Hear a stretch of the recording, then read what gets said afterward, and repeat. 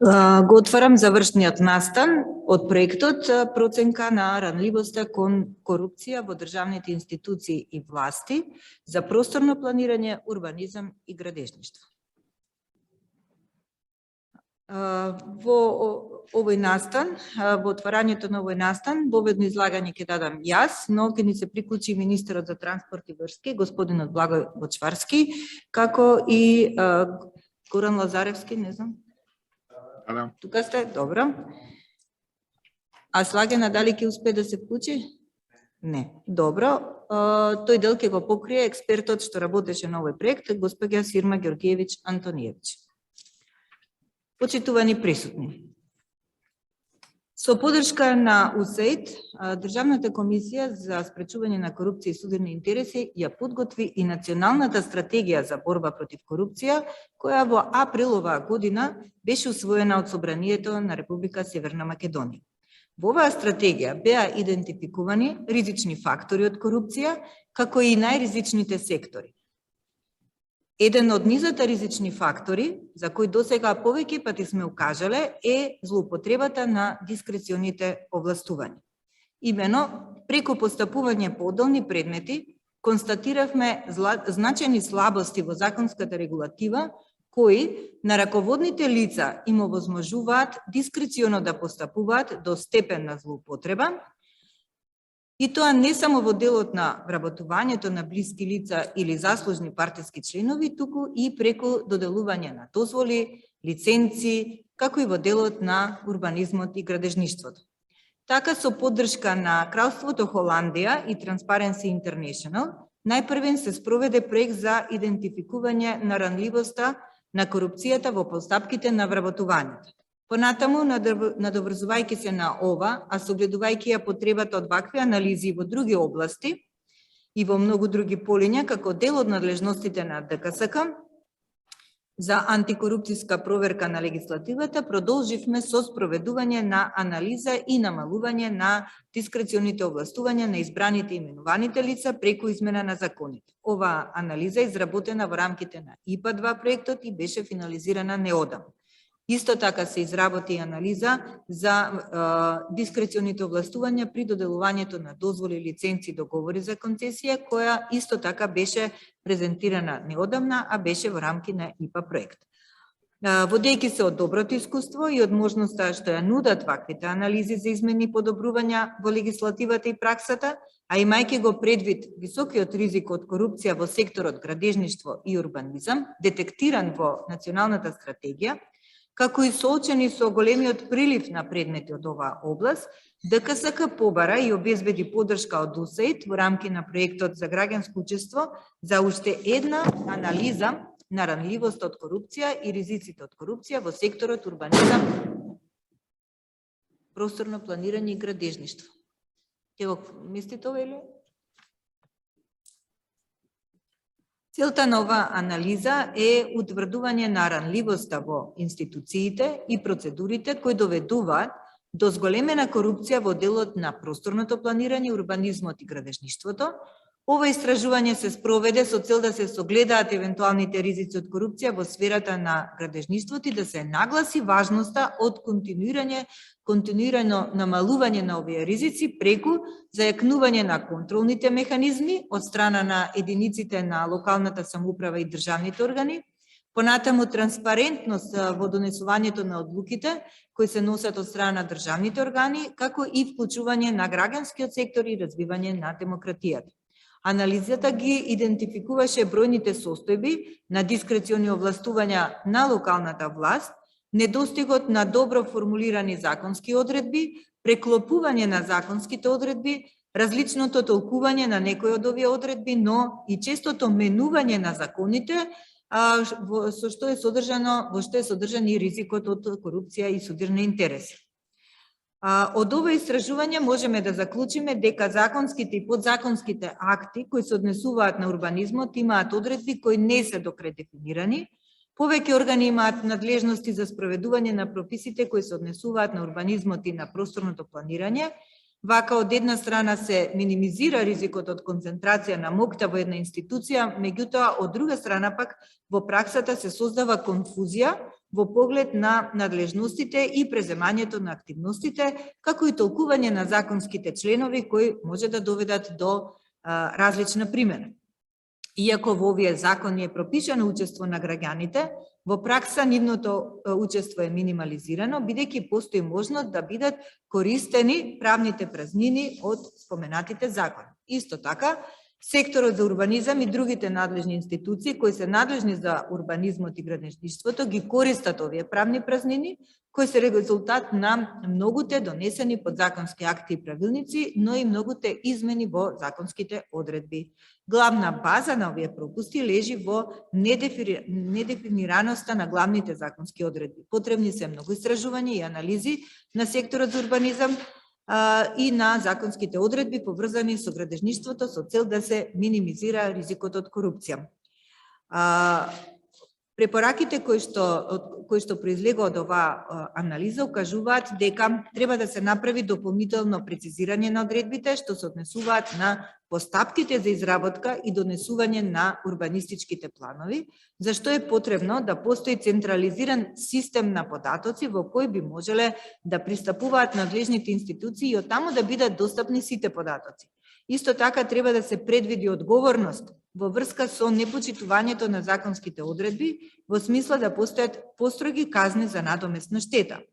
Понатаму треба да се зајакне транспарентноста и јавната контрола над работењето на надлежните органи и институции во оваа област и да има поголема активност на граѓанскиот сектор и поголема застапеност и активност на медиумите кои што ќе придонесат за намалување на корупцијата. Со препораките кои се дадени и активностите кои надлежните институции треба да ги преземат за да ги имплементираат овие препораки, треба да се создаде правна рамка без правни празнини, недвосмислена, со прецизни постапки, без дискрециони овластувања, со кои оставаат простор за коруптивно делување, со што се очекува да се зголеми ефикасноста и ефективноста на контролните механизми, а со тоа и да се зголеми отчетноста и транспарентноста на органите надлежни за контрола и надзор, да се зајакне интегритетот на институциите, а најмногу од се да дојде до израз стручноста и компетентноста, а со тоа да се врати до вербата на граѓаните во институциите. Целта на овој настан е да се презентира анализата спроведена во рамки на проектот и подготвените препораки и да се развие дискусија за преземање на следните чекори за спречување на корупцијата во овие области. Уште еднаш голема благодарност до УСАИД и сите меѓународни организации и институции кои на различен начин ни придоа и не поддржаа во нашата работа. Очекуваното влијание од овие проекти треба да донесе значително подобрување во борбата против корупцијата, а на сите нас останува обезбедување на целосна посветеност во обезбедувањето на одржливост и долгорочно влијание на активностите од проектот. Ви благодарам и му давам збор на министерот Благој Почварски. Благодарам. Почитувана госпоѓа Билјана Ивановска, председателка на Државната комисија за спречување на корупција, почитувана Сирма Ѓорѓиева Антониевиќ, почитуван господин Горан Лазаревски, директор на проектот на УСАИД, почитувани присутни представници на дипломатскиот кор на општините, почитувани представници на медиумите. Со задоволство ја прифатив денешната покана за учество на овој настан во организација на Transparency International Македонија. Драго ми е што на овој начин, заеднички, државните органи, невладените организации, независните тела и сите останати кои што имаат можност денеска да бидат овде, ќе дискутираме на теми кои се од силно и суштинско општествено значење. Ви започнам со констатација дека планирањето на просторот, користењето на државното земјиште мора да се темели на принципите на хуманизација, на заштита и унапредување на животната средина, како и на социјалната, економската и еколошката одржливост на просторот. Во рамки на сите овие цели и принципи се насочуваме како орган на државната власт. Ако ме прашате дали денеска е подобро урбанистичкото планирање и постапувањето во однос на сите овие постапки од пред 5, 6, 7 па и повеќе години, јас ќе кажам со сигурност да, денеска имаме подобар систем кој што ќе го даде својот резултат во идниот период. Со промената на власта во 2017 година ја започнавме најголемата реформа во делот на градежништвото и урбанизмот со што креиравме и измени во законот и правилниците со цел да го запреме урбанистичкиот и во слободен жаргон би рекол хаосот кој што дивееше низ нашата држава. Веднаш би сакал да потенцирам дека урбанизмот и градењето се долготрајни процеси. Ова со еден удар не можеме да го смениме и тоа што денеска го чувствуваме е рефлексија од времето кога преку ноќ се носеа урбанистички планови. Би дал само еден пример за да биде појасно на сите учесници што значи да се решаваат проблеми кои што се напластени со години. Урбанистичките планови кои што се носени во 2010, 12, 14 година, па и претходно, најголем дел од нив се реализираат денеска. Но тоа се политиките кои што беа водени во тој период со целосно поминати процедури и постапки во тоа време. Може би сакаме денеска со една одлука да ги промениме сите тие десетици планови и штети кои што беа настанати тогаш, но таа одговорност и тој ризик од долготрајните и штетни судски постапки кои што би се појавиле во денешниот период и во иднина, ќе бидат кобни и огромни по буџетите на општините, па и по државниот буџет, а тоа на крајот пак ќе го платат сите граѓани, сите ние. Но како да дојдеме до хумано планирање на просторот и секако тоа да не биде еднократно или во еден или два мандати, туку тоа да трае и во денешниот период и во идните години, но и во идните децении и тоа да биде принцип на работа во урбанизмот. Со новиот закон за урбанистичко планирање нудиме транспарентност на постапките, инклузивност, партиципативност и јавност на сите заинтересирани страни при урбанистичкото планирање. Но овде секако, освен државните органи, општинските органи, комисиите за урбанизам, потребна и вклученост на граѓаните. Под број 2, нешто кое што променивме е дека денеска не со избор на најниската цена се изработуваат урбанистички планови. Нешто што отвораше сериозен сомнеж за корупција, но и неквалитетно изработени урбанистички планови. И ова веќе е минато, бидејќи се применува тарифникот за изработка на урбанистички планови, што го донесовме, каде се предвидува изработка на урбанистички план по утврдени цени дадени во тарифникот, а не како што беше досега, изработка по најниски цени, па бевме сведоци на изработени урбанистички планови за 1 денар. Под број 3, подготвуваме исти ваков тарифник за инженерски услуги, за проектирање и во овој момент го согласуваме со Комората на овластени инженери и архитекти. Сите овие политики, се ова што го правиме денеска, сум убеден дека ќе дадат резултат во следните години и во целиот нареден период кој што доаѓа пред нас. Реформските процеси во државата во континуитет ги продолживме за да изградиме здраво општество кое се темели на правда, на сигурност за сите чинители во оваа дејност, од граѓаните, институциите, па се до инвеститорите. Веќе споменав дека изготвивме нов закон за урбанистичко планирање, со кој имаме за цел да го унапредиме планирањето на просторот и да го поттикнеме градежништвото. Овде имаме неколку исто така многу важни аспекти. Во делот на изготвувањето на законот, за прв пат беа вклучени сите чинители во оваа област, од државни институции, комори, граѓански здруженија, асоцијации, образовни институции, за да на крај во една транспарентна поставка, со вклученост на сите, да креираме нов, современ и стручен европски закон со кој овозможивме просторен и економски развој на државата. Веројатно како нов закон ќе има простор за негова измена, оному каде што на терен ќе се покаже дека има и одредени слабости, но морам да потенцирам дека со законот воспоставивме нови правила на вклученост, транспарентност, стручност и отчетност на сите чинители во процесот на изработување, донесување, спроведување како и надзор над урбанистичките планови, што за прв пат се јавува во оваа дејност. Ги повикавме активно да се вклучат и граѓаните како главен коректор, бидејќи со новиот закон овозможивме тие да партиципираат при планирањето и изработката на урбанистичките планови. Дополнително во овој момент работиме на изготвување на нов закон за градење, каде продолжуваме со истата пракса на отчетност и вклученост на сите заинтересирани страни, од стручната фела, па се до граѓанскиот сектор, се со цел да ги намалиме влијанието на корупцијата во процесите. И морам да потенцирам дека со него обезбедуваме исто така голема ефикасност во уредувањето и контрола како во постапките, така и во просторниот развој на градењето. И тука морам да нагласам дека потребата од носење на новиот закон за градење како дел од овој реформски процес, бидејќи стариот закон е менуван преку 30 пати, е од исклучителна важност денеска. И во минатото често пати слушавме како и зошто се менувал за поединечни или лични цели. И тоа моравме да го спречиме сега во овој период.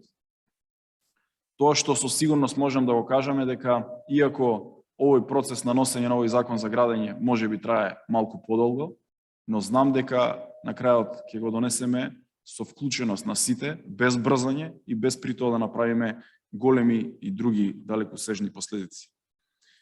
Морам да кажам дека и во Министерството за транспорт и врски заедно со целиот тим на професионалци продолжуваме да работиме и заедно доследно ги почитуваме законските прописи во делокругот на надлежности кои се делегирани. Дополнително во делот на оваа сфера на кој денеска зборуваме, воспоставени се електронски системи и тоа урбанизам, дозволи и градежно земјиште, каде преку електронска постапка во целост се дефинирани сите процесни действија, започнувајќи од поднесено барање, од физички и правни лица, па се до донесување на правосилна одлука и нејзино спроведување на терен. Тоа подразбира евиденција на сите приложени докази и донесени акти кои се чуваат и стојат во електронскиот систем. Ова е еден од начините како да се елиминираат можните коруптивни влијанија врз процесите во оваа дејност. Уште една работа што сакам да ја споменам е и фактот што ние како министерство, согласно Законот за градење, досега имаме одземено преку 30 лиценци за градба и надзор, со што ја спроведуваме нашата законска обврска, но и го штитиме процесот на градењето. И тоа е уште еден дополнителен начин за борба против корупцијата што ни ја дава законот. Ова го правиме и во другите дејности кои што се под Министерството за транспорт и врски. Затоа, почитувани присутни, вчерашниот ден, 9 декември, го одбележавме како ден за борба против корупцијата. Како влада, со своето функционирање, еден од приоритетите што го поставивме високо на својата агенда е борбата со корупцијата. Покажавме решителност и почнавме да действуваме во борба против коруптивното однесување во сите сфери на општеството. И на тој начин, заедно со вас, со невладините организации, со здруженијата, со сите институции во државата и со сите партнери, ќе се бориме за корупцијата да ја сведеме на минимум, час поскоро, сите заедно. Затоа ви благодарам и остануваме овде отворени како институција да соработуваме и во наредниот период, но и денеска низ оваа дебата да произлезат многу значајни теми за кои што сум убеден, кои што како орган, како министерство ќе ги пременуваме во идниот период со цел подобар систем на управување и подобро општество за живење на граѓаните. Благодарам. Ви благодарам, господин Бачварски. Сега очекуваме на линк да ни се приклучи господинот Горан Лазаревски. Да, дали се слушаме? Да, во ред. Почитуван министер за транспорт и врски, господин Бачварски, почитувани представници на Државната комисија за спречување на корупцијата, целите колеги од Transparency International Македонија, ценети присутни, добар ден. Чест ми е што сум денес со вас на настан кој ни овозможува да се запознаеме со наодите на анализата која е изработена со поддршка на проектот на USAID за граѓанско учество.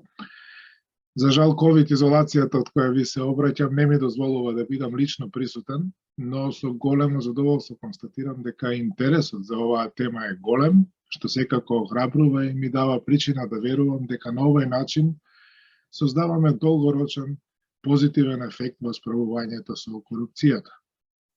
Како што веројатно забележавте во текот на овие денови, борбата против корупцијата е доминантна тема, проследена со бројни настани, поврзани со вчерашниот меѓународен ден на борба против корупцијата, но освен што овој настан представува значаен придонес во одбележување на овој значаен ден, За нас во проектот за граѓанско учество од особено значење е што денешниот настан го доживуваме како наш придонес кон серијата настани кои се одвиваат во време на самитот за демократија на Соединетите Американски држави и партнерите од над 100 земји, посветени на градење на демократија, што неизбежно содржи и борба против корупцијата.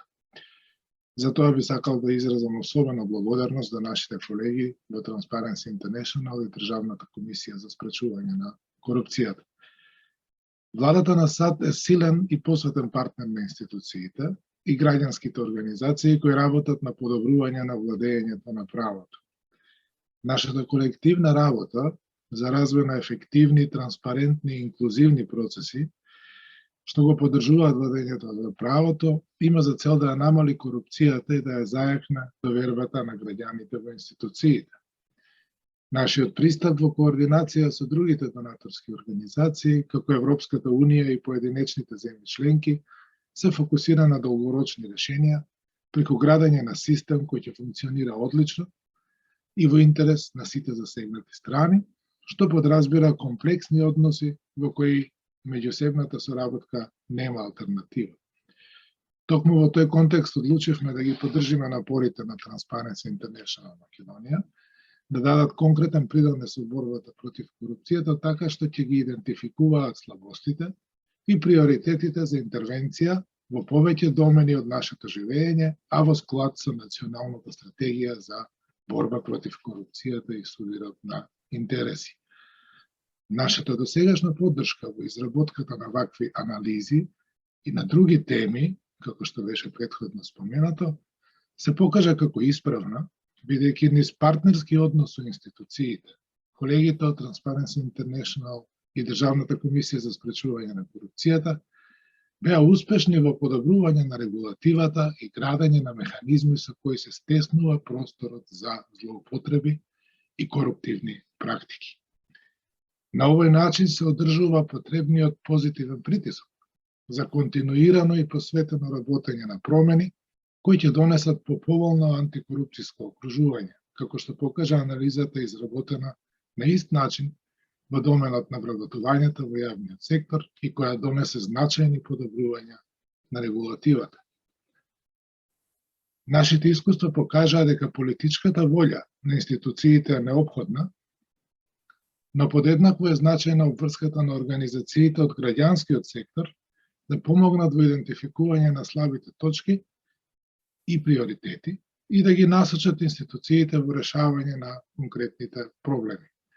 Затоа оваа анализа е дел од нашите напори да го помогнеме процесот за градење на одржлива соработка и партнерски односи меѓу институциите, како дел од долгорочниот процес за градење на ефикасен национален систем за борба против корупцијата и дефинирање и спроведување на заеднички, координирани, конкретни мерки и активности кои ќе доведат до осетно подобрување на резултатите во оваа мощна значајна сфера. Но не застануваме тука. Често сме сведоци на критика дека законите лесно се менуваат, но не достига нивна примена и долгорочна посветеност. За да се справиме со тој ризик, ќе го поддржиме и мониторингот на имплементацијата и по пат на квартални извештаи за напредокот кои ќе бидат споделени со јавноста, ќе ја подсетуваме јавноста, но и институциите да ја одржат нивната посветеност на постојаниот прогрес. Тоа е особено важно за да се задржи кондицијата на сите засегнати страни. Охрабрува подготвеноста на институциите за соработка и меѓусебно партнерство и сега е вистински момент овој процес да се поддржи од сите засегнати страни. Но иако денешниот настан е завршен, односно завршеток на една проектна активност, тој всушност само го означува почетокот на следната фаза, како што спомнав, имплементација на наодите и заеднички ангажман со Министерството за надминување на идентификуваните потреби од интервенција. Нашите големи очекувања од оваа проектна активност беа успешно достигнати и цениме дека напорите за изградба на национален систем на институции за борба против корупцијата кои ќе соработуваат даваат резултат, а учеството на институциите на овој настан најдобро ја илустрира подготвеноста за натамошно унапредување на меѓусебната соработка. Верувам дека до оваа цел ќе стигнеме заедно и ве повикувам сите да искористиме оваа можност и да продолжиме да даваме силен придонес во напорите да изградиме општество со минимум корупција. Ние ќе продолжиме да ги следиме ваквите иницијативи и да даваме континуирана поддршка во рамки на стратешкото партнерство на нашата земја со Соединетите Американски држави. Уште еднаш ви благодарам на поканата и посакувам успешна работа. Ви благодарам, господине Лазаревски. Сега во неможност да се приклучи господјата Слагена Тасева и давам збор на експертката господја Сирма Ѓорѓиевска-Антониевиќ. Повелете. Почитувана председателка на ДКСК, почитуван министар Бочваровски, почитуван господин Горан Лазаревски, директор на проектот USAID за граѓанско учество. Би сакала да ви заблагодарам за вашите излагања. Пред се да искористам приликата и би сакала да напоменам дека проектот траеше прилично долг временски период и дефинитивно треба многу да се работи. Јас имам дипломирано на Интернационалната антикорупцијска академија во Виена, Австрија и токму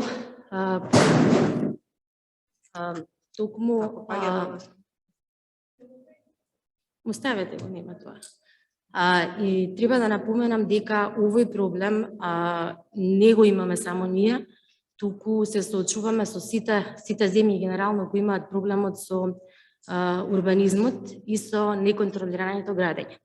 Целиот проблем е што ние мора тоа да го ставиме под некаква контрола.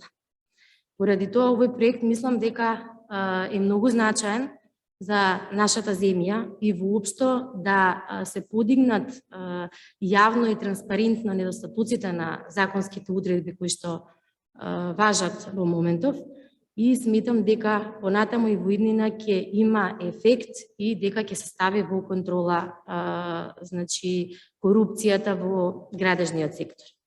Накратко, нема многу да ве задржувам, ќе почнам со мојата презентација која што е припремив најкратко колку што можам ги ставивме, значи главните ризик фактори и судирот на интереси од целата анализа за веродостојните закони од урбанизмот. Така да морам да напоменам дека мене искрено ме зачуди заради тоа што начелото на јавност не се наоѓа во Законот за урбанистичко планирање. Тоа е еден од ризик факторите каде што јавноста е исклучена, така да сметам дека тој дел мора да трпи измена за да се елиминира самата значи прикриеност на нетранспарентно изразените одредби. Од друга страна постои можност за различно толкување и различна примена на законските одредби. Законот е донесен 2020 година, меѓутоа не постои детално уредување на тоа што е стратегиско значење и кои градби имаат општинска природа. Исто така има доста дефиниции каде што нема никаква категоричност. Се споменува во текот на законот, значи на законскиот текст некаква бруто површина, меѓутоа нема детално објаснување што е бруто површина и на што се однесува конкретно таа бруто површина. Нема регулатива за постапката во врска со суспензија на плановите и какви последици може да има таа постапка. Исто така нема дефиниција кој е органот на државна управа надлежен за уредување на просторот. Во текот на целиот законски текст во Законот за урбанистичко планирање се споменува орган на државна управа надлежен за уредување на просторот. Значи мора да биде децидно и точно определено кој е тој орган. Понатаму постои можност, поради токму овие работи што сега ги истакнав, можност за различна примена и различно толкување на одредбите. Не постои детална законска регулатива за суспензија на плановите и последиците од оваа постапка, туку само стои дека одлуката за суспензија се донесува од донесувачот на планот по претходно добиено мислење од министерот кој раководи со органот на државната управа. Повторно, не постои дефиниција кој е органот на државната управа, односно за кој орган се работи.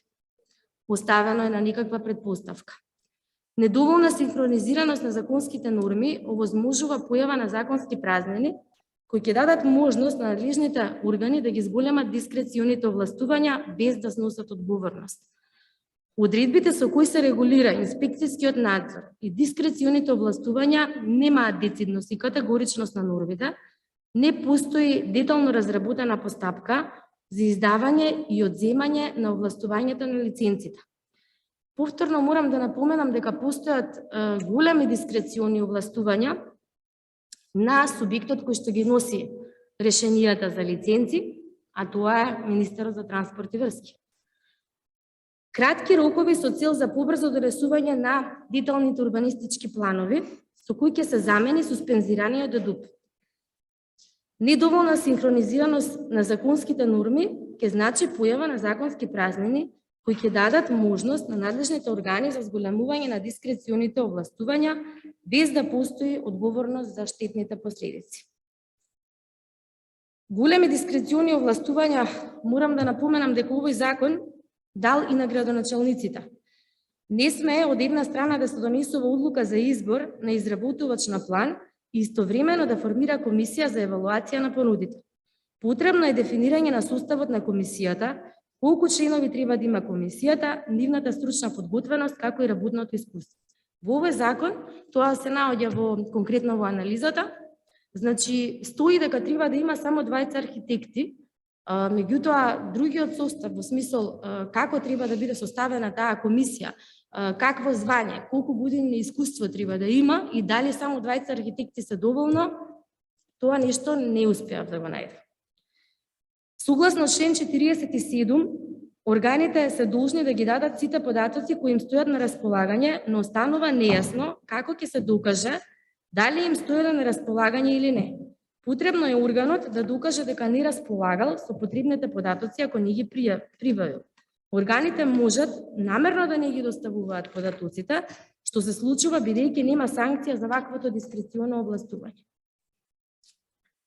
Потребни се дефинитивно многу промени за да биде ставен овој закон во контрола, односно со оглед на тоа дека се работи за нов закон, има доста правни празнини. Не постои синхронизација на преодните и завршните одредби, ниту нивна поврзаност со цел овие одредби да бидат толкувани како една целина.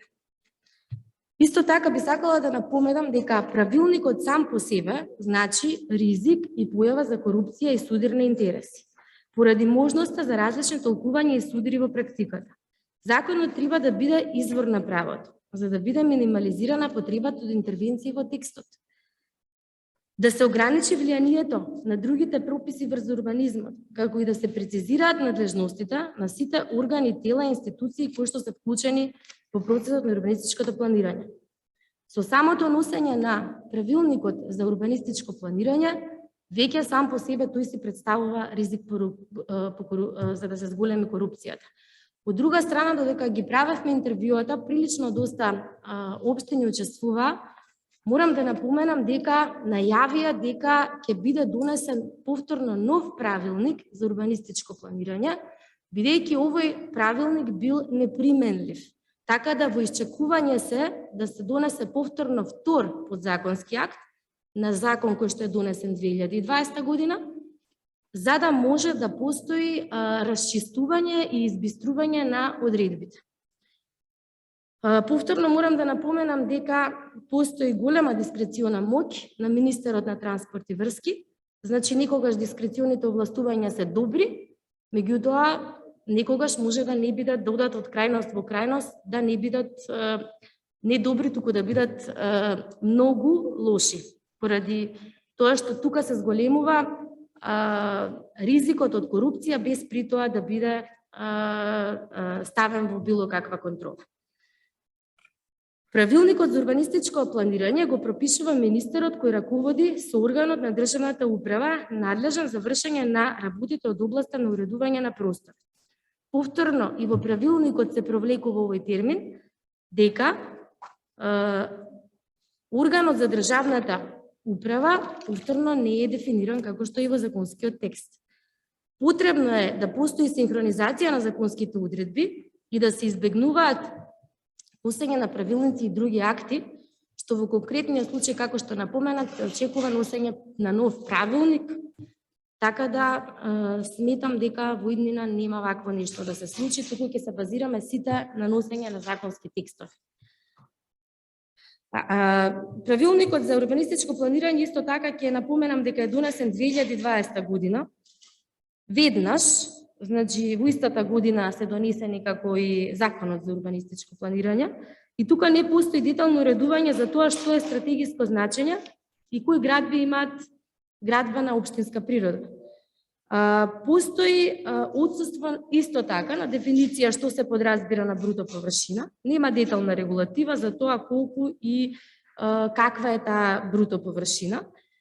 Постои недефинираност на законските одредби кои го нарушуваат принципот на добро владење, што ќе придонесе за зголемување на дискреционите овластувања и појава на корупција.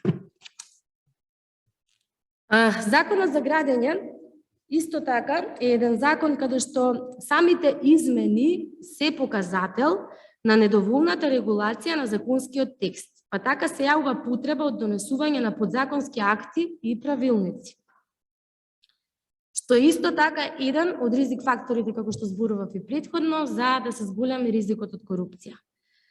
Можност за одговлекување на постапката за издавање на одобрение за градење од страна на овластени лица, без можност да биде поведена постапка за злоупотреба на службените овластувања. Тука додека го правевме интервјуто со лицата кои што учествуваа во овој проект, цело време се потенцираше дека сега постапката е електронски, дека претходно постапката била рачно, била во писмена документација и дека ризикот е минимализиран. Меѓутоа, во самиот проект постојат и ставени се анализите што се случува со овој дел и како на овој начин може да се одоговлечи целата постапка, значи најден е модус како тоа се прави. Меѓутоа, она дека постапката оди електронски едноставно се става, да, сега све електронски, сите може тоа да го видат, меѓутоа позади тоа едноставно најден е начинот како тоа да се пролонгира, ако треба да биде пролонгирано. Издавањето на градежни дозволи и спроведувањето на надзорот над градењето, како исполнувањето на урбанистичките и градежни стандарди е пропишано со овој закон. Но голема дискрециона моќ на одлучување во овој процес има градоначалникот. Исто така морам да напоменам дека ми кажаа повеќето со кои што учествуваа во проектот, особено градоначалници на општините, ми рекоа дека јас чисто од нив поберав да ми кажат што мислат врз основа на нивниот мандат, врз основа на претходните мандати, каде треба да се реагира за да биде минимализиран ризикот од корупција. Јас зборував со нив и истите ми рекоа дека без разлика на оваа влада и претходната влада, најголем ризик со корупција има во фазата на носење на дуг. Значи, нормално не беа евидентирани кој тоа го изјави и не е ни битно кон крајот на денот, меѓутоа во тој дел пред се мора владата да се стави на располагање на Државната комисија за борба со корупцијата, за да тој дел биде регулиран. Највисокиот ризик од корупција е токму наменско донесување на деталните урбанистички планови за одреден инвеститор, при тоа јавноста е информирана преку интернет портали, негде како што е мониторот или линкот на страната, негде тамо незабележително, за да не може да реагира во оваа фаза. Законот за градење од 2009 година има 35 измени. Тука не би сакала ништо да додадам, бидејќи само по себе со 35 измени се гледа дека овој закон не е како што треба. Потребна е синхронизација на законските одредби со цел да се минимализира потребата од носење на правилници и други подзаконски акти. Тоа веќе го потенциравме дека е потребно да биде издефиниран здрав и категоричен закон без понатаму да биде носен некаков правилник или подзаконски акт со никаква намена. Законот за градежно земјиште е донесен во 2015 година, исто така тој е менуван 7 пати. Значи, за 6 години веќе, 7 пати е премногу да биде променет еден закон. Измените се показател на недоволна регулација на законскиот текст, па се јавува потреба од донесување на подзаконски акти и правилници. На овој начин се зголемува тој ризикот од корупција. Секој субјект кој што е собственик на 30% од определената парцела има право да направи откуп на целата парцела, под услов таа да е во собственост на државата.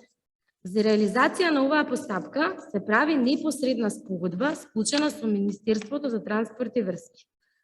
Од оваа одредба постои можност собственикот да направи раздвојување и спојување на парцелата.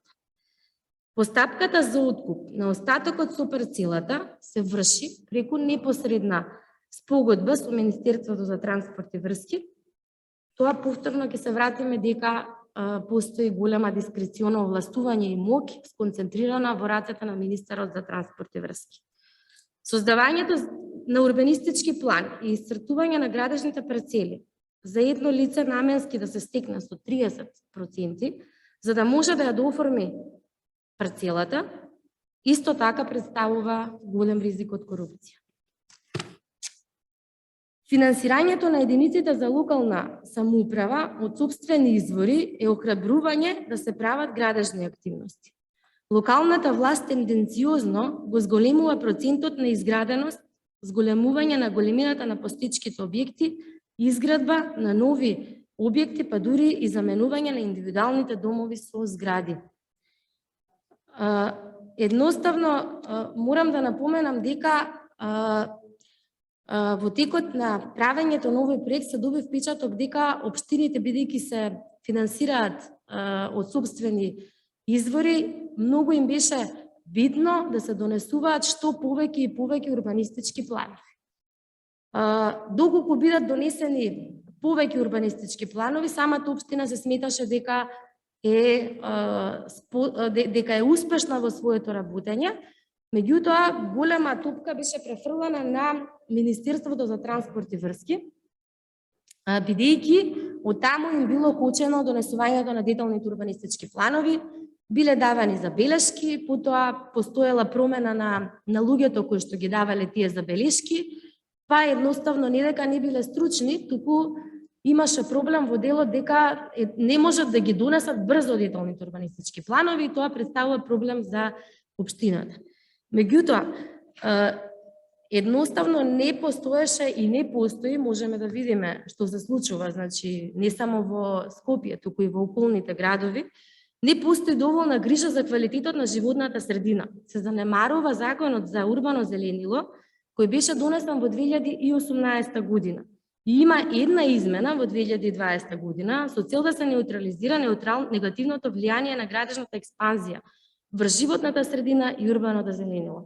Некако се доби впечаток дека на повеќето општини, не велам за сите, им беше важно брзо да ги носат деталните урбанистички планови, да бидат многу поефективни службениците од Министерството за транспорт и врски. Меѓутоа не го спомна, ниту урбаното зеленило, едноставно тоа беше ставено негде во позадина. Затоа се ставени тука и самите препораки, каде што е потребно дефинитивно зајакнување на транспарентноста и јавна контрола на работењето на надлежните органи и институции во областа на урбанизмот, поголема активност на граѓанскиот сектор и поголема застапеност и активност на медиумите кои ќе придонесат намалување на корупцијата во овој сектор. Законот за урбанистичко планирање е релативно нов закон и треба да се остави период да се види колку е адаптиран на практична примена. Правните празнини и судирот на законските одредби со други законски акти, како и честите промени, се показател за нефункционалноста или наменско менување на одредбите, кои на извршната власт даваат големи ингеренции. Постои потреба од носење на законски одредби за кои е потребно да бидат консултирани лица со долгогодишно искуство на таа проблематика. Значи, овој закон, како што е донесен толку брзо, тој не може ни да видиме дали е добар или не е добар. Значи, потребно е дефинитивно време да се видат и во иднина да се покажат кои ќе бидат неговите слабости. Сега, како што стои состојбата со носење на нов правилник, како што се очекува, Мислам дека уште повеќе ќе постои зголемен ризик на корупција, бидејќи не може да се детектираат самите слабости во законот. Прецизно дефинирање на термините во законите, со цел да постои автентично и единствено толкување, со цел законските норми да имаат јасна и категорична примена и да се избегне ризикот од корупција и судирни интереси. Потребно е да се направи дополнително прецизирање за одредбите што се однесуваат на постапките за изработка и донесување на урбанистички планови, зашто е потребно да постои централизиран систем на податоци во кој би можеле самите надлежни институции да пристапат и едноставно да се види дали органите ги даваат потребните информации или не ги даваат. Тоа беше во текот на презентацијата кажано, бидејќи не постои контрола дали некој можел да ги прибави информациите или не можел, оставено е на дискрециона моќ на оние кои што треба да ги дадат податоците. Затоа е потребен да се направи некаков централизиран, транспарентен систем во кој што ќе имаат пристап до сите тие податоци. Постои предвидување на одговорност во врска со непочитувањето на законските одредби, односно постоење на построги казни за надомесна штета, целосна и редовна ревизија, но и воведување на нови механизми со кои ќе се обезбеди примена во праксата на овие одредби. Учество на јавноста во постапките за донесување на плановите, бидејќи во праксата е минимализирано учеството. Потребна е транспарентност на документите и податоците да биде подигната на повисоко ниво, почнувајќи од почетната фаза па се до донесувањето на урбанистичките планови. Постапката за суспензија на урбанистичките планови со себе носи нејасни одредби и на моменти и одредби кои можат да бидат целосно контрапродуктивни.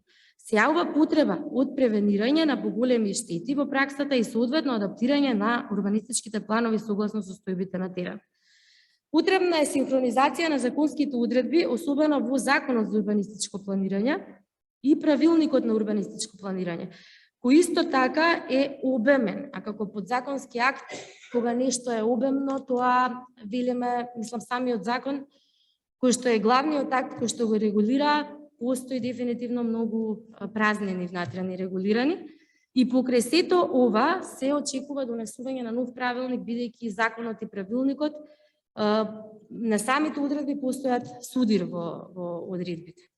Процесот на согласување на Законот за урбано зеленило и предвидување посебни гарантни механизми за спроведување и функционирање на овој закон во праксата, но и ревизија на процесот на децентрализација преку напредување на финансиската независност на единиците на локална самоуправа, што е исто така дефинитивно од круцијално значење. Владата, но и локалната власт треба да ги стави сите институции на располагање на Државната комисија за спречување со корупцијата, за да се стави во законска контрола градењето на нови објекти и воопшто да се спречи, односно превенира неконтролирано доносење на закони и правилници во урбанизмот. Сега би сакала да додам само уште многу кратка реченица. Дефинитивно морам да кажам дека овој проблем, додека го правев проектот, вклучив и некои меѓународни извори, не се случува само кај нас, туку се случува и во демократиите, кои што се веќе со многу низок процент на корумпираност, меѓутоа ставен е под некаква контрола. Се внимава на урбаното зеленило. Сметам дека на локалната власт се потребни обуки, да бидат потребно име на самите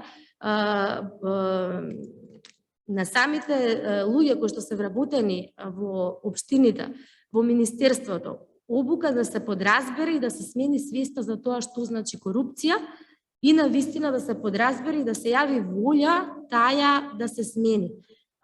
Значи, сите треба да работиме за да се стави, едноставно се промени свеста и сваќањето дека корупцијата и да се прати порака дека не е добра, дека треба да се стави самата влада во располагање на државната изборна на ДКСК со цел да се стави некаков механизам да се воспостави таа контрола. Особено би сакала да ја заблагодарам на господја Слажана Тасева, која што не е тука, која што исто така заедно со мене даде доста голем напор да биде овој проект вака успешен и да го изработиме детално, малку е можеби пообемен, меѓутоа на вистина и јас и таа сакавме да направиме нешто кое што понатаму нели ќе биде база за промена и да се спречи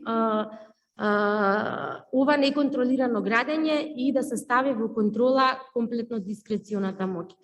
Исто така, Transparency International беа тука, не поддржава проектот, сите вработени во канцеларијата, работевме да биде нели успешно вака реализиран проектот и сметам дека ќе донесе за сите нас бенефит и дека конечно ќе видиме нашата земја каде што ќе биде ставена во контрола, градежниот сектор, градежната експанзија и ќе имаме повеќе зелени површини. Ви благодарам.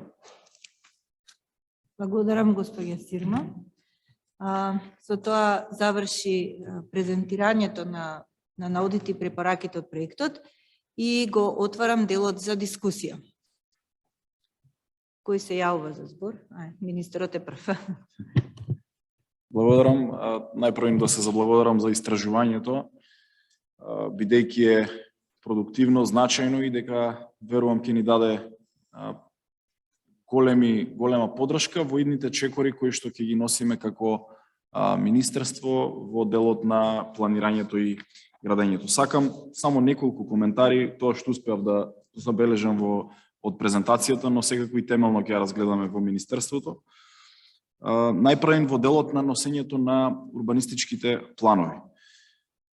Треба да се најде баланс секогаш во изработката на одредени урбанистичко-плански документации и процедурите за носење на овие постапки, заради тоа што ако од една страна велиме треба да има транспарентност и да ги вклучиме сите, по можности 2 пати, 3 пати да се учествуваат во јавна расправа за еден урбанистички план граѓаните, од друга страна тоа може да значи забавување на постапките, како што и во вашето излагање се спомена, дека некогаш долгите постапки значат и друг вид на неправилности и посегнување по други типови на активности во делот на градењето.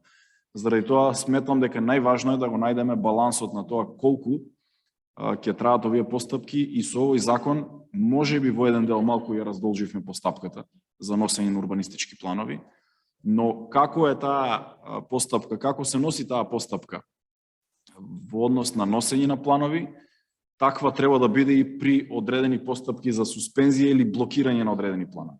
Не може некој план ако е донесен по сите процедури, денеска да го суспендираме со еден потек. Тоа значи дека веќе влегуваме во друга крајност или блокирање на нешто што било донесено со процедури. И заради тоа, велам, мора да има одредена постапка и баланс. Суспензијата, согласно тоа кое што сум го разговарал и со експерти, луѓе кои што и го пишуваа законот и работеа и професионалци и архитекти, не значи дека треба да тргнеме и да ќе дојде нова локална самоуправа. Принципот е дека треба да се намали процесот на градење и овие постапки и сега таа локална власт ќе каже сега се ќе стопираме, се што е донесено и некои одредени права стекнати на граѓаните, а после 4 години некоја нова локална власт ќе каже сега ние имаме интерес да се гради, па да тргнат во постапка да ги одмрзнеме плановите и пак да почне се гради. И тоа е нешто за кое што никој според мене не ни дава право да го правиме, прво како власти во државата без разлика локални и централни, заради тоа што сметам дека тоа е крајно непродуктивно, штетно и тоа е корупција на крајот на денот. Дали одреден градоначелник која ќе излезе пред граѓаните и ќе бара поддршка за да стане градоначелник, ќе биде мотивиран од едни или други причини да стопира градба или да забрза градба. Заради тоа најдобро е да имаме баланс и да системот на контрола го имаат на крајот граѓаните. Донесените урбанистички планови кои се на сила. Во овој закон има можност за суспензија на одредени планови, но суспензија не само да одиме да суспендираме нешто, туку можеби да суспендираме дел од нешто. Не секогаш сум убеден дека целиот план кој што е донесен е лош. Има одреден урбанистички план каде што да, во таа зона одреден дел можеби има штетно влијание, тоа треба да се објасни и образложи, да се побара од општината, да се добие мислењето од органот на управување, односно од владата или транспорт и врски, а потоа пак одлуката ќе се носи на седница на совет, таму каде што е и донесен тој план, е изгласан и стапил на сила. Да не суспендираме одредени одлуки донесени во совет, во други органи, заради тоа што тоа после ќе ни падне на друг орган, каде што некој ќе се пожели. И постапката е јасна дека може да се суспендира нешто, секогаш треба да се направи добра анализа да се побара одредена суспензија на можеби цел план или на дел од план, доколку има такви сознанија и мислење.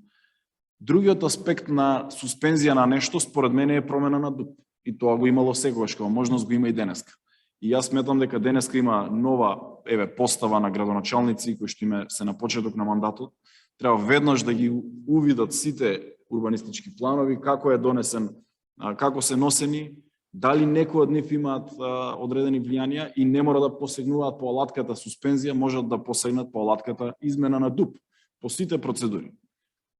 Сметам дека не треба да чекаме да дојде последниот момент, кога треба веќе и се издаваат одобренија за градење и веќе постапките влегле во друга шина или во веќе избор на проект или проектант или процес на градење и тогаш да се трга по алатката суспензија. Тогаш тоа би било сосема друга крајност и друга штета би донело за таа матична институција. Така што од тој аспект сметам дека треба внимателно, но заради тоа процедурите се така и пропишани да не одат пребрзо носењето на плановите, оти ако пребрзо ги носиме, тогаш пребрзо ќе ги суспендираме и тогаш влегуваме во еден друг лавиринт на корупција. Во делот на правилникот, да, тој е донесен во 2020 година за да го појасни законот за урбанистичко планирање кој што е донесен исто така 2020.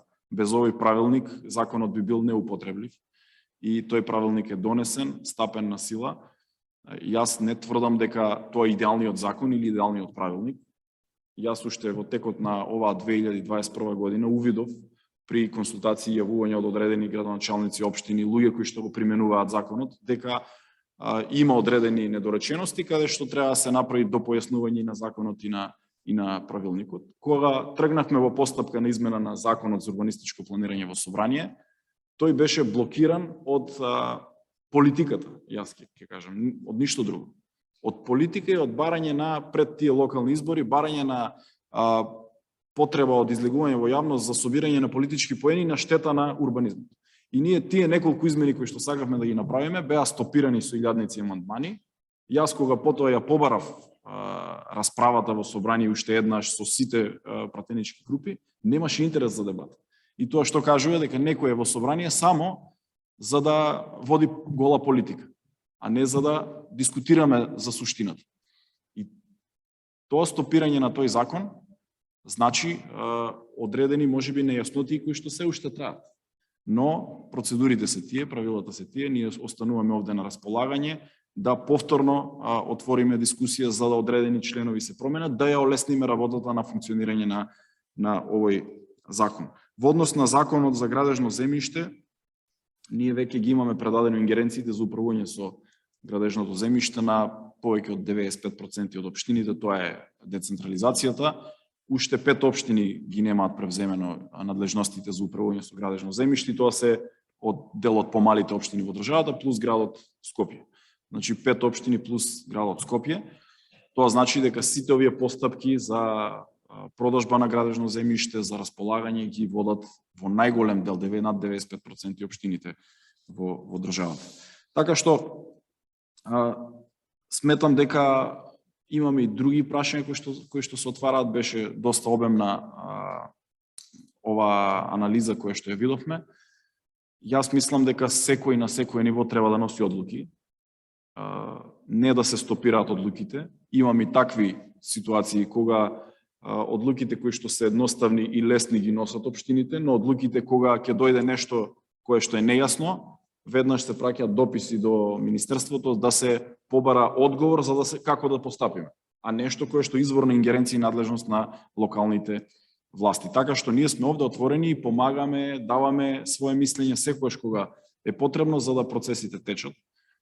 И секако дека барам и така и ние постапуваме во законските рокови, утврдени рокови со одредени процедури, некогаш да се јавува некомплетна документација да стигне, тогаш секако дека мораме како орган да ги вратиме тие постапки, да се комплетира документацијата, за да потоа се издаде или одобрение или да се помине некој урбанистички план со согласност и така натаму, но крајно сме внимателни и од една страна трпиме критики за бавност на давањето на согласностите, но ако пребрзо одат тие согласности, ќе имаме удар од јавноста за тоа како се носеле тие урбанистички планови. Ја ве уверувам дека транспорт и врски ќе биде најсилната и најголемата брана во насока на заштита на јавниот интерес при носењето на урбанистичките планови, така како што ево овие последни неколку години, така ќе биде и во идниот период. Но повикувам и општините да се ги превземат своите ингеренции, да не се кочат постапките, заради тоа што ако некој предмет стои подолго време без одговор или имаме молчење на администрација, тоа значи потенцијална корупција.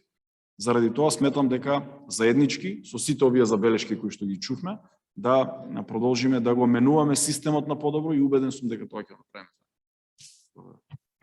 Благодарам, министре. Дали некој друг се јавува за збор? Вие? Ајде. Представник од Министерството за транспорт, Ана Ѓоргиевска. Да, повелете. Еве микрофон се. Така. Ана Ѓоргиевска, представник од Министерството за транспорт и врски. Во моментот во кабинетот на министерот и актуелен изработувач на законското решение за Законот за урбанистичко планирање и така натаму, и правилникот, тарифникот. Поднос на извештајот кој колешката Сирма го презентираше, јас го исчитав детално. Значи, во него најголем осврт е ориентиран на Законот за урбанистичко планирање. На Законот за градење е краток осврт и да, точно е, има толку многу измени и затоа работиме нов закон за градење, кој што се уште министерот кажа е во процедура, еднаш се усогласуваме со институции, уште еднаш пред да го прикачиме на ЕНЕР. Во вашиот извештај на Законот за градење најмногу осврт имате на надзорот, забелешките се на надзорот и да, тука има таа дилема која што сте опишале во извештајот. На Законот за градежно земјиште освртот ви единствено на одредбите кои се однесуваат на дооформување на градежна парцела 3070. Тоа колегите кои го работат Законот за градежно земјиште знаат на што станува збор. Друг осврт на овие два закони подетален немате. Подетален осврт имате на Законот за урбанистичко планирање, па затоа на тие одредби сега би продолжила да елаборирам. Значи, првично во однос на називот кој провејува низ цел закон, орган на државната управа, надлежен за уредување на просторот. Надлежноста, и точно се знае, не постои дилема дали станува збор за Министерство за транспорт и врски, зашто во Законот за организација и работа на органите на државната управа точно е уредена надлежноста на Министерството за транспорт и врски и уредување на просторот. Затоа тука нема дилема дали станува збор за друго министерство или не. Ова исклучиво вака се пишува во законските решенија, такви ни се препораките и од Секретаријатот за законодавство, каде што ни кажуваат дека утре други ден, ако називот на самото министерство има некоја промена, дополнување, заради тоа треба да се стои во законските решенија орган на државната управа надлежен за уредување на просторот. И тука не постои дилема дека станува збор за некој друго министерство. По однос на останатите забелешки кои ги имавте, еве првично ќе се осврт ќе направам на правилникот. Значи на правилникот за бруто површина, која кажавте, точно уредена и опишана е во правилникот во член 68 за бруто површина, дека значи етажна вкупните етажи на градбата всушност представува бруто површина на градбата. И тоа јасно е дефинирано во правилникот во член 68. Исто така доопишано е во бруто површина дали влегуваат во правилникот кој е обемен и сама кажавте, дали влегуваат еркери, првостепена, второстепена, третостепена пластика и така натаму. По однос на идејата која презентиравте дека се треба да стои и да биде уредено во закон, а не со подзаконски акти во правилник, моје мислење е дека не треба така да биде, зашто ние во претходните години имавме такви решенија, конкретно на Законот за просторно урбанистичко планирање, кој е сега вон сила од 2014, Во тој закон, во член 72, имавме одредба за процентна изграденост за А1 куќи 70% и минимална висина на стамбени згради од 25,2 метри. И ние во цела држава, зашто имавме таква одредба во закон, во цела држава мораше да се предвидуваат такви детални планови. И затоа мислам дека ние не треба да имаме во закон параметри, стандарди кои служат за урбанистичко проектирање, планирање, кои во секоја на цела територија на општината, пример, во Охрид, во централно градско подрачје, во Охрид на периферија, во Скопје, во централно градско подрачје и во Скопје на периферија, не треба ние да имаме исти одредби секаде. А ако стои во закон, тогаш ќе мора тоа да се почитува. И затоа мислам дека е подобро во правилник, како што е сега, да има одредби како треба да се изработува еден детален урбанистички план со какви стандарди и нормативи да бидат тие градби кои се уредуваат во деталниот урбанистички план. Во однос на недоволна дефиниција на кои се градби од државно и подрачје од државно значење. Значи, тоа не е точно. И во законот, во член 17, и во членот 47 од правилникот се детално дефинирани кои се градбите од државно значење, и тоа во законот во член 17, еве, во став, значи читам сега од законот, во став 2 пишува: за подрачја и градби од државно значење се сметаат подрачја и градби, инфраструктури и супраструктури од меѓународна, републичка, регионална и повеќе општинска природа и стратешко значење за државата. Значи, не може други градби да влезат во ова, да речам, дефиниција на градби од државно значење, како што претходно беше во законското решение, во членот 50 во Законот за просторно урбанистичко планирање, кој неуставен го укина тој член, каде што имаше дефиниција градби од посебен интерес и точно за тие градби немаше никаков опис кои се тие градби, и тие градби стануваа градби од посебен интерес со одлука на влада. Тоа во ова законско решение и во правилникот не е случај. Тоа е по однос на градбите од државно значење. Во однос во извештајот исто така имате забелешка дека за анализата на донесените урбанистички планови, која е уредена во член 22 во Законот за урбанистичко планирање, дека нема рок за анализата. Не, има рок во став 6. И во став 6 пишува: пред завршување на рокот на деталниот план, кој треба важи 18 месеци, и за другиот план пред 36 месеци, кој има плански период од 36 месеци. Значи има рок до кога треба најкасно да се изработи таа анализа, од која анализа би произлегла понатамошни измени или дополнувања на тој план. Дали има потреба или нема потреба, во зависност од тоа каква е спроведувањето на тој план. Во однос на одлуката за суспензија, уредена во член 23 во Законот за урбанистичко планирање, викате дека во тој член не е уредено, Министерството за транспорт и врски дава мислење, а надлежниот орган кој го донесол планот носи одлука за суспензија. Да, и така треба да биде. Затоа што не може државниот орган да се наметнува над надлежностите на локалната самоуправа. Надлежностите на локалната самоуправа во Законот за локална самоуправа, во член 22, се точно уредени дека е урбанистичкото планирање во урбаната и руралната средина. И не може, ова е исто пример како за издавање на согласност на одреден план. Има случаи, еве тие случаи може би вие не сте ги увидели, има случаи во државава каде Министерството за транспорт и врски за одреден детален урбанистички план, значи цела процедура постапката ја водела согласно законот, доставило и за барање за согласност до транспорт и врски. Транспорт и врски издало согласност за тој план, но сепак тој план не се ставил на совет и општината, советот не го донел.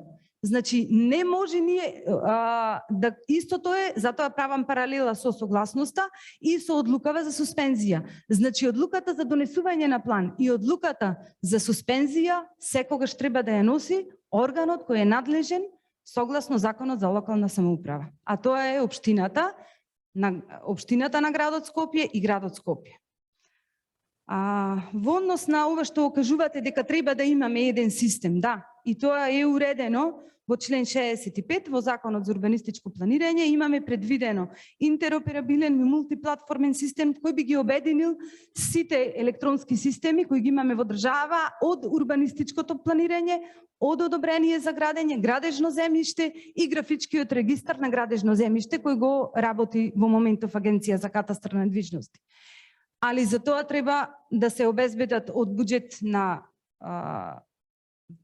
Република Македонија средства кои досега ние ги немаме обезбедено, али значи ова што го кажувате дека треба таков систем да имаме, да, треба да имаме таков и тоа е еден чекор понапред кон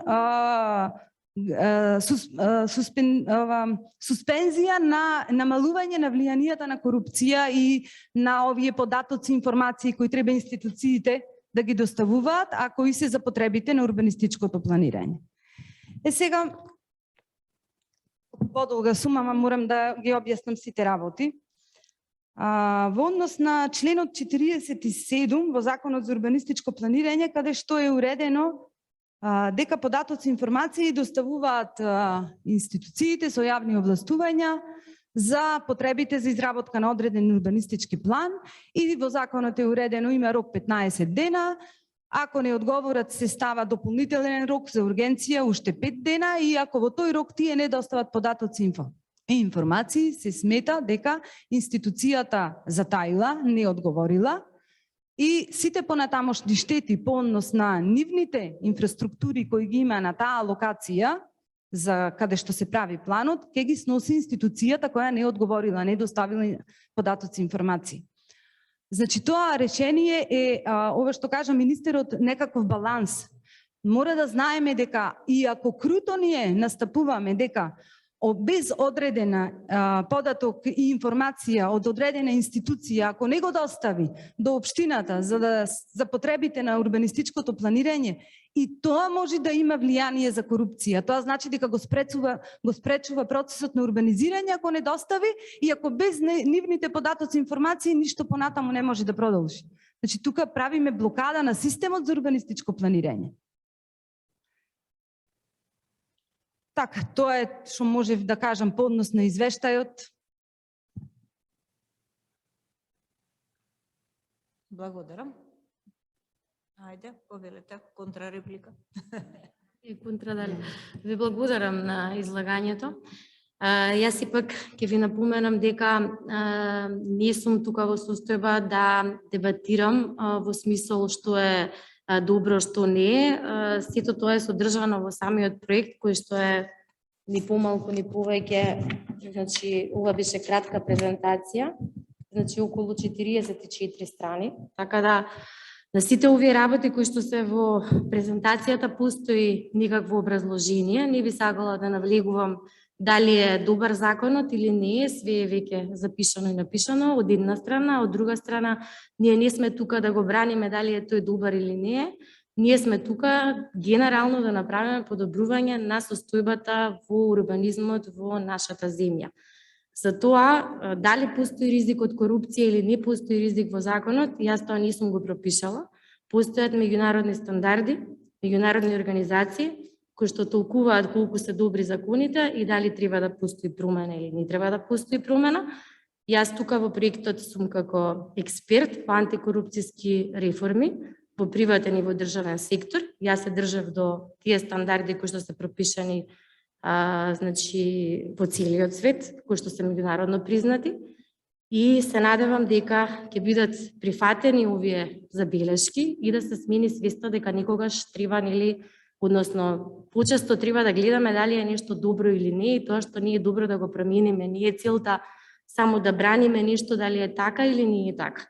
Значи целта е да имаме генерално како општество подем што дефинитивно во денеска, значи денеска, меѓутоа особено сега индексот и на самата Transparency International не става на 180 место во светот, што не е добро. Ви благодарам сепак за вашето излагање и се надевам дека ќе бидат имплементирани овие и ќе се отворат институциите за понатаму ДКСК да може да направи мониторинг и да се направат промени. Благодарам, госпоѓа Сирма. Дали некој друг се јавува за збор? Ајде. Имаме прашање и преку Zoom од телевизија Клан Македонија до министерот Бочварски. Како го толкувате тоа што во општина Прилеп не се донесуваат измените во ДУП-от за дел од центарот на градот наречен Стара општина? Жителите и собствениците на приватните парцели се сомневаат дека намерно се спречува развојот на тој дел од градот и при тоа се попречува и располагањето со приватната собственост на собствениците. Благодарам, еве, ова е еден класичен пример за тоа што говорев пред малку, дека ниту општините, ниту институциите не смеат да одат од една во друга крајност. Не знаејќи конкретно за кој план станува збор, секако треба да се види во која фаза од постапката е, дали е во фаза на изготвување кај планер, дали е во фаза на одобрување во општината кај комисија или е во транспорт и врски, или можеби некој од институциите, животна средина, например, култура, сите оние кои што Агенција за катастар на недвижности и сите оние кои што даваат своји мислења и согласности. Само сакам начелно да кажам дека да, ќе се запознаеме конкретно со овој урбанистички план, да видиме кои се чекорите, дали некаде е пропуштен некој од фазите на постапување и каде е направен пропустот.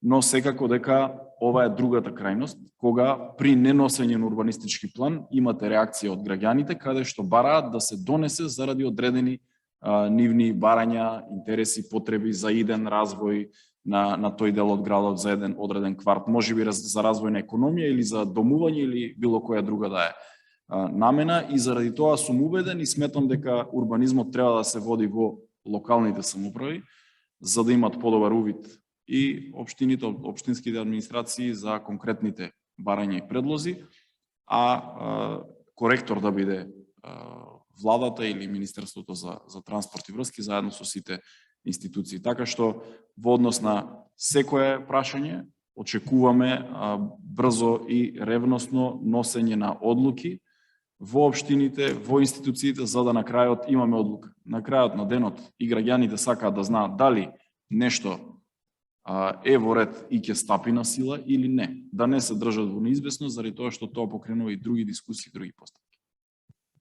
Благодарам. Ако нема друг за дискусија или има уште некој прашање? Повелете.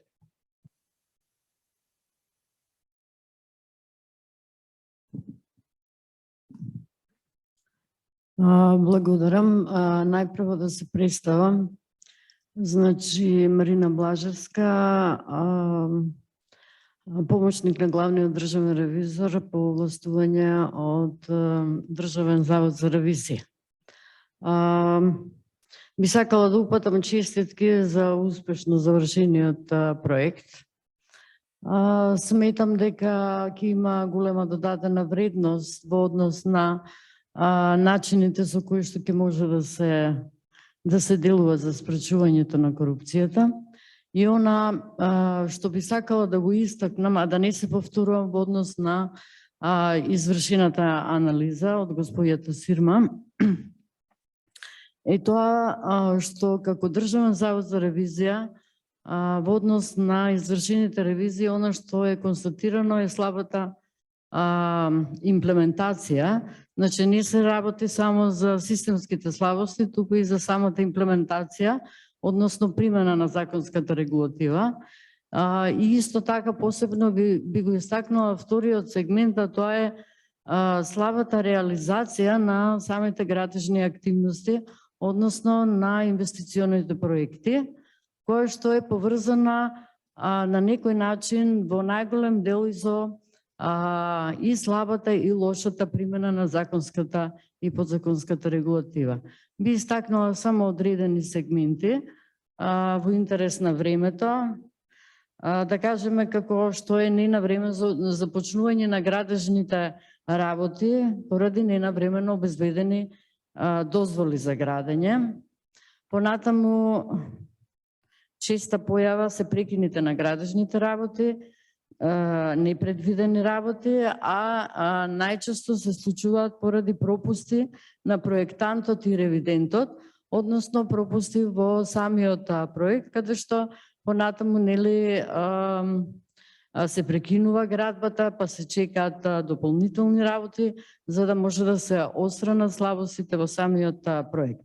Сето ова значи ги пролонгира и ги отежнува процесот на остварување на динамичките планови и ги пролонгираат роковите за реализација на изведбените градежни работи, па дури и по неколку години. Толку од мене. Благодарам, Марина.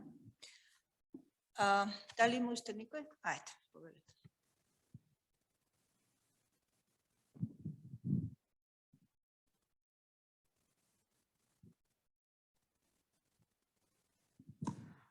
Добар ден, јас сум Андријана Андреева од Агенција за планирање на простора, директор, каде што ние земаме најголемо учество во целата работа нели во урбанистичкото планирање, односно го применуваме законот за урбанистичко планирање, па се осеќам некако застигната малце да кажам дека законот кој што е донесен и правилникот во употреба, сметам дека и во вашето излагање рекоа дека треба да има некаква временска рамка за да видиме дали е добар или лош, односно да му се даде шанс. Со измените за кои што кажувавте во некои делови дали е транспарентен или не, морам само да кажам дека новиот закон ги има сите тие одредби и лично и као агенција сметаме дека има доста големи подобрувања и му даваме шанс на новиот закон. Секогаш на секоја некоја законско решение предстои некаква измена од X причини, затоа што истиот треба малце да добие нели применливост, па да видиме што се недостатоците. Во тој поглед сметам дека ова законско решение кој што сега е дадено ги содржи голем дел недостатоците што претходна страна и веќе колешката Ана ги кажа голем дел од работите кои што ви беа вметнати во излагањето дека се веќе ставени во законска регулатива. Сметам дека правилникот да е обемен, меѓутоа ние како планери некои кои што го работат тоа, веќе сме во некој ход каде што обемноста веќе е минлива работа, применливоста на истиот ја надминуваме, доколку се најдат никакви нелогичности, секогаш се укажува, добиваме мислење од Министерство за транспорт и врски, сметаме дека повторно, ако нели законот кажа министерот дека има мали измени во оној дел каде што рековте и вие во вашето излагање за суспензија, јас знам дека во тој дел е измената, па ќе почекаме да видиме во кој насоки ќе оди понатака. Благодарам. Благодарам, Андријана. Ако нема други пријавени за дискусија, јас би сакала накратко да продискутирам. Во врска со донесувањето на ДУП-овите, сметам дека пред се државната власт треба да води тука паралелни процеси. Во која смисла? Како што каже министерот, и ние сме свесни, мислам, сме сведоци, а и сме работеле на такви предмети, на донесување на детални урбанистички планови преку ноќ од претходните локални гарнитури заради своји лични интереси, повеќе од јасно, и сега се наоѓаме во ситуација дека сегашните локални власти треба да ги спроведуваат тие лични интереси од некого замислени. Мислам дека тоа треба, тие како што се преку ноќ донесени, да има и брза постапка за нивно оставање во мирување додека не се усогласат по стандардите. И мислам дека она што го рековте вие, не треба многу да се брза, не треба ни многу да биде споро, треба да се бара баланс. Сметам дека балансот се стандардите. Стандардите за нормално и хумано живење. Тука треба да го бараме решението на овој горлив проблем.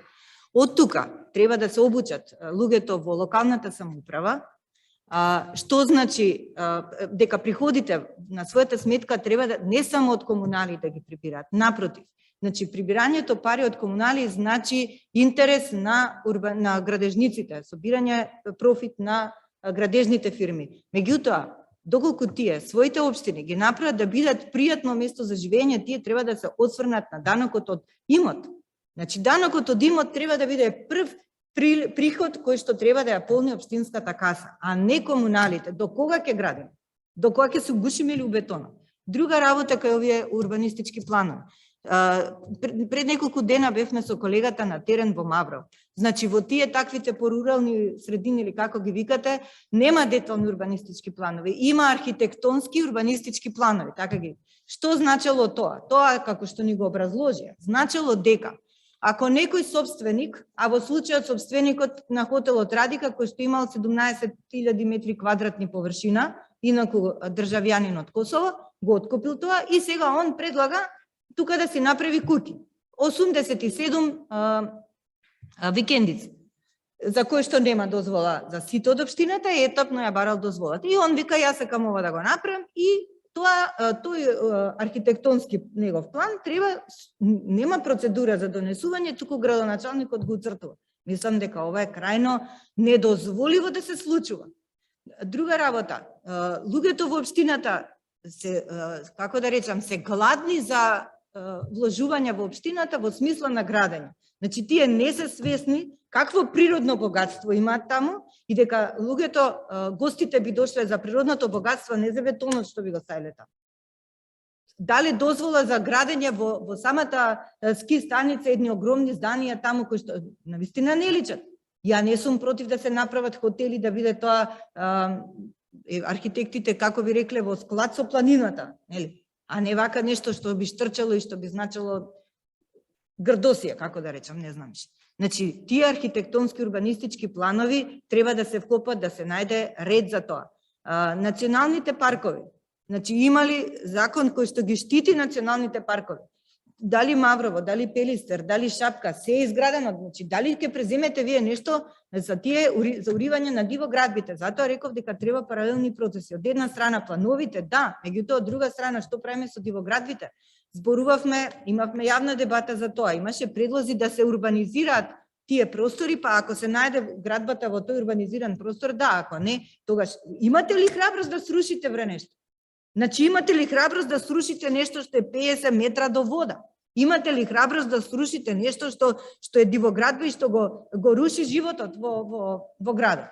И зашто се даваат дозволи, значи, ние дадовме кривична пријава и навработени во Министерството за транспорт и врски, кои што го одобриле планот, што е незаконски. Детален урбанистички план е закон, наспроти глупот што е устав, така?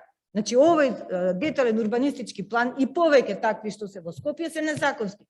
Како дава Министерството за транспорт зелено светло дека тој може да продолжи понатаму? Што се однесува до окрупнувањето, мислам дека тој процес треба да го смените скроз, затоа што скроз станува злоупотреба на државното земјиште. Ајде да видиме пошироката слика. По ослободувањето од 45-та година се одеше кон национализација на имотите. Се зема имоти од луѓето. Зашто? За да има државен интерес, јавен интерес на граѓаните, да се градат паркови, школи, не знам, се што е потребно за граѓаните, за сите. И тогаш ние растевме со мислата, ова е на сите, ова е на државата. Таков беше духот. За после тоа се смени политиката и дека требало да им се врати на луѓето тоа што им е земено. Во ред, нека се врати. Меѓутоа, тој закон за денационализација не ја доби својата смисла. Зошто? Затоа што додека се уште траат процеси за денационализација, а тоа земјиште се води како државно, во меѓувреме тоа земјиште се продава на приватни луѓе. Еве го случајот со Holiday Inn, чиста приказна. Значи, луѓето од 2003 го се во процес на денационализација, не може да си го вратат земјиштето. Одговорот од Министерството за финансии е заради јавен интерес, а од друга страна Транспорт и врски го продава за приватни цели на мега фешн. Значи, тој закон за денационализација ја изгуби својата смисла. И скроз со ова сега пак продавање на, значи, државата треба да си го чува своето земјиште и да го оствари јавниот интерес за граѓаните на тоа земјиште, а не да дозволува на мокници кои што ги подкупуваат луѓето за да го откупат имотчето и после тоа да го укрупнуваат со пари со и ова квадрати од државата.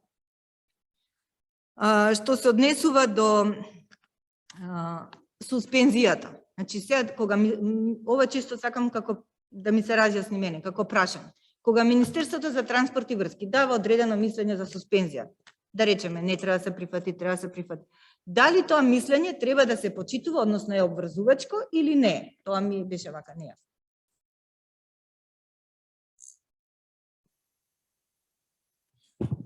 Благодарам. Најпрвен да дискусијата одеше и во насока на нашите надлежности, каде ние имаме можност да постапуваме, и во насока на надлежности на локалните самоуправи. И токму поради тоа сметам дека локалните власти имаат полно право, но и обврски да одлучуваат по закон, заради тоа што така добиле таква надлежност и биле избрани од граѓаните на непосредни избори, заедно со советите да носат одлуки во интерес на нивните општини. Јас сум убеден дека подобри одлуки ќе донесат градоначалниците или советниците во одредена општина, не знам, Гевгелија, Прилеп, Битола, отколку ако од Скопје некој им ја носи одлуката за таму. И заради тоа мислам дека овој процес е добар. Некогаш тие одлуки нема да најдат на добар прием од јавноста во тие матични општини, тогаш треба да се разбуди јавноста да одредени одлуки таму се побара можност за корекција во советите, во дискусии, можеби во некакви протести и несогласување со тие одлуки. И тоа е тоа кое што треба да го очекуваме во идниот период. Јас сметам дека имаме големи чекори направено од пред 5-6 години и повеќе, која не смееше некој да праша што се носи во одлуката, какви одлуки се носат. Ако праша, може да има некакви други последици и санкции по неговото семејство. За да денеска дискутираме отворено и за слабостите на системот, и на општините, и на ингеренциите на владата или одредени институции. Така што нашиот закон за урбанистичко планирање кој што е донесен дава можност, како што кажав, за да побара одредена општина од нас суспензија на одреден детален урбанистички план или дел од него. По добиеното мислење, тоа повторно се враќа во советот и таму се изјаснуваат по него советниците. Дали тоа мислење може да го прифатат и да го изгласаат за, може и да го одбијат и да го отфрлат, да изгласаат против. Тоа значи дека законот дава можност, но бара уште едно мислење да не се сведе целата постапка која што била спроведена при носењето на планот, каде што поминале сите филтри на сите институции од транспорт и врски, животна средина, култура, Агенција за катастар на недвижности, дошло во општината, ги поминало филтрите на општината и се гласало во совет, да не се дозволи сега суспензијата да биде само да носи одлука општината и се вклучува повторно во еден чекор државата преку транспорт и врски, преку стручна комисија, која што дава свое мислење врз база на тоа, но се враќа на одлука во општината. Сметам во советот на општината може да се гласа за и против, заради тоа го кажав, сметам дека може да се изјаснат и на еден и на друг начин. Инаку добро е тоа што ја укинавте најниската цена за цртање на деталните урбанистички планови, затоа што ние од работењето по предметот 1 денар метар квадратен видовме што се случи и го детектиравме ризикот од корупција и ете го постои се уште, јасна е целата борба и целата работа, и багерите ги почнуваат и јавното обвинителство не реагира и така натаму, не знам што да кажам. Прозирно е се, мислам дека толку веќе не треба да се робува и на толку, не знам, и процедури и закони и се, кога во праксата, во животот ни се случуваат, значи природата ќе ни врати, тоа да знаете. Ќе ни врати, све ќе ни сруши, како што се случи во Охрид. Знаете, еден ветар што напред за 1 саат сруши све. Господ нека не на помош, не знам што да кажам. Дали има уште некој за дискусија? Вака, ја би сакала да го прашам министерот за транспорт и врски.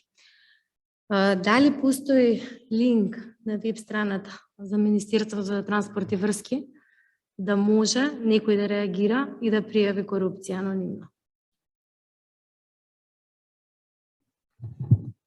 во Министерството за транспорт и врски во секој момент, секогаш може да се пријави и некаква можна корупција, но може и да се при носењето на урбанистичките планови да се достави одредено мислење, сугестија за носење на одреден урбанистички план, за да ние потоа стопираме, вратиме чекор назад и од тој аспект сме комплетно отворени и преку веб страната и на нашите отворени мејлови кои што ги имаме и директно лично во Министерството, така што од тој аспект сметам дека целосно сме отворени, целосно постапуваме и дискутираме со секој засегнат граѓанин или засегната страна.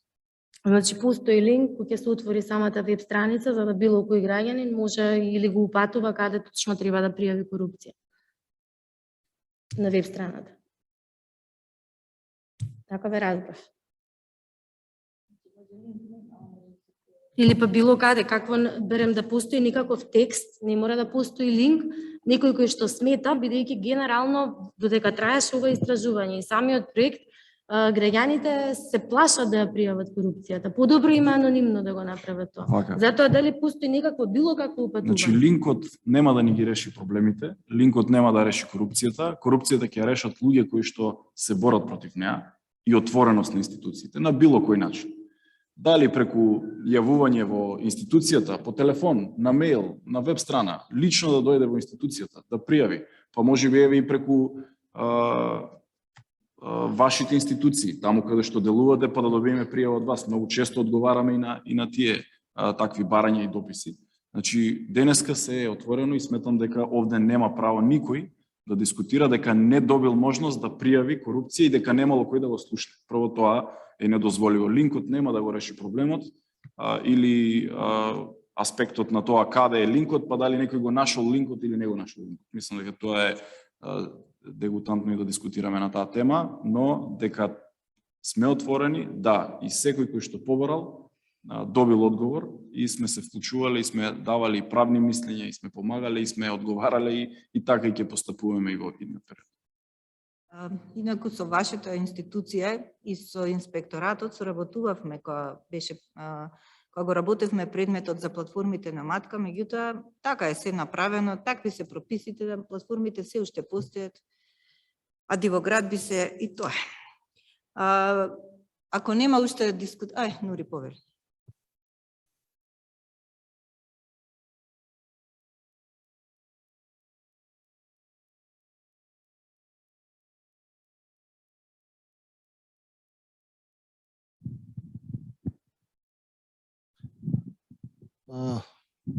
Немав намера да земам збор, но се спомна случајот на Маврово, што не потикна како навистина еден исклучителен пример, каде веќе имаме изведување на градежни работи кои не се усогласени и веќе се гледа и по документацијата, веќе нема ни корак, односно нема ни конекција меѓу донесените урбанистички акти или документи, како што е урбанистичкиот план за село од 2000 година и архитектонски урбанистичкиот проект кој веќе е зацртан по нарачка, уплатени комунали само врз основа на тој урбанистички проект и нема одобрење за градба. Денеска јасно е дека зборуваме за слабости на законската регулатива. Тоа е и наша надлежност, па и нема потреба да се пропишува посебна надлежност на една институција. Секој може да ги гледа слабостите и во корак да ги среди и да ги усогласи, бидејќи без имплементација ние ќе носиме уште долго време многу закони, но ништо нема да правиме. Луѓе, ние немаме имплементација на терен. Тоа не сакаме да го признаваме. Кој е дефектот? Пример, општина Маврово и Ростуше, која се соочува со помене чудни градби, што никаде во светот не може така да се дозволи, има само еден урбанистички инспектор кој раководи сам со себе. Значи, зашто не сакаме да ги гледаме слабостите, колку сакаме да ги измениме законите? и да не се до крај доречени, секој закон има начало. Значи, доволни се началата, некој да се однесува со интегритет и совесно. Значи, зашто себе сите растрчани, само се бавиме со тоа дека немаме закони, дека законите не се добри и целиот потенцијал се троши, како што гледаме по проекти, на анализа. И произведуваме толку анализи што нема човечки разум што може да ги абсорбира. Каде по мене е дефектот? Од искуството од 10 години во локална самоуправа. Значи, делбата по однос на надзорот, значи, група објекти од А категорија, од Б категорија, па посебни објекти. Надзорот паднал и веќе не може да се изведува поради многу причини на локално ниво и на централно ниво. Првата работа на локално ниво, 7 години пред да се донесе овој закон за инспекцијски надзор, беа намерно, ненамерно, не можам да кажам, поставени услови за да имаме инспектори, да го зајакнеме човечкиот фактор во инспекцијски надзор, услови како да вработуваме по интерен оглас. 7 години јас сам сум учествувал преку цело време ова да се поправи и дојдовме во ситуација да немаме инспектори, сега имаме законско решение, но пак еден голем пропуст. Значи, општинските инспектори никогаш нема да бидат ефективни, никогаш нема да спречат ништо. Верувајте да големата слабост ни е таму. Значи, тие инспектори за нивните права, обврси и одговорности решава градоначалникот. Тој е предпоставен. И како тој инспектор може да излегува на терен и да му достави записник на еден политички градоначалник за една градба и тој тоа да го земе во предвид и да бара продолжување на постапката. Одите по општините, ќе гледате колку записници за задекнати состојби се направени и не се продолжува понатаму. Бидејќи тие инспектори се џабе. По мене, никогаш нема да профункционира инспекцијскиот надзор на локално ниво како што е сега поставено. Да се централизира, ја не сум сигурен дека е добро. Но да остави вака и плюс без луѓе и да им се дава можност законски на градоначалниците да овластат. Што е овластување? Што се инспекторите? Административни службеници кои се распоредени на работно место. Што има потреба да се овластуваат пак од градоначалник, тој овластува некој привремен вработар, не кога сака, без никакво искуство во инспекцијска служба. Значи, дефектот е таму, прва работа. Државниот инспекторат за градежништво остана без луѓе. И сега, како ние ќе го стигнеме чекорот да планираме пред дивоградењето? Никогаш. Луѓе, никогаш. Прво треба да се спречи дивото градење, планирањето да оди во многу чекори понапред од градењето, за да контролираме што ни се случи. Сето друго што го правиме е наистина напразно, а плюс цело време и луѓето кои работат на урбанистичко планирање, на сектори или организациони единици за градежни работи што се поспецифични, се третирани исто како и сите административни службеници, а нивната работа има многу повисок и поголем коефициент на сложеност. Никој не ги третираше како што треба и тие малку ги имаме. И целиот јавен сектор е полнет со непродуктивен кадар. Ние не сакаме да се соочиме со вистината. И дали сега ќе има Министерството линк да пријави некој корупција? И што, ако има? Се согласувам со министерот. Ево кај сме ние, ќе пријави. Па имаме ние на маса пријави колку сакат. Ево од авион се гледа корупција во Маврово и во сите градови. Знаете што се случува со градоначалниците? Јас споминав 3. Сите бурно реагираат дека ќе спречат, дека нема да дозволат. Кога ќе дојдат, не може да ги спречат своите поддржувачи. И после како тој ќе јас го викав градоначалникот од Гостивар да излезе на терен да спречи узурпирање на 200 метри квадратни надворот од градежната маркица. Да, излегува на терен, правеа драми, цело време човекот успеа да го усогласи, постфестум да го измени планот во текот на градење, ево зградата е направена, узурпирани и легализирани 200 квадрати. Па сега законската регулатива. Доволни ни се началата. И да продолжиме да го средиме инспекцијскиот надзор, да спречиме диво градење и тогаш да седнеме да ги имплементираме овде закони како што се, па од имплементација да извлечеме што ни треба понатаму. Ние одиме со теорија напред, не понапред од праксата. И затоа немаме успех. Благодарам. Благодарам, Нури. Само да прашам, дали секогаш кога ќе се добие барање за окрупнување на парцелите, треба позитивно да се одговори на тој што на баратот? Зашто го прашувам? Затоа што сметам дека деталните урбанистички планови треба да бидат пред да го отсликаат јавниот интерес и да бидат пред приватниот интерес. Значи не може приватникот да кажува нацртаме овдека сакам ова да правам.